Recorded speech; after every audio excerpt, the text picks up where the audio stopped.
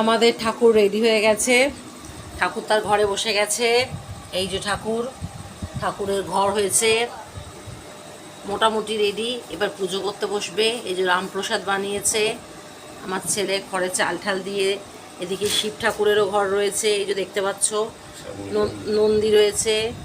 এগুলো সব কাজ ফাজ হচ্ছিল, ফুল টুল রয়েছে।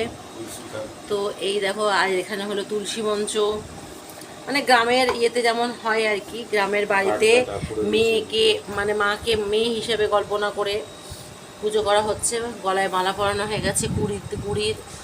এটা আমার একটা বন্ধুর কাছ থেকে আনা হয়েছে, ঝর্ণার কাছ থেকে। আর ছেলে নিজে হাতে মালাটা গেঁথেছে, জবা ফুলের মালা, বেড়া দিয়ে ঘর বানানো।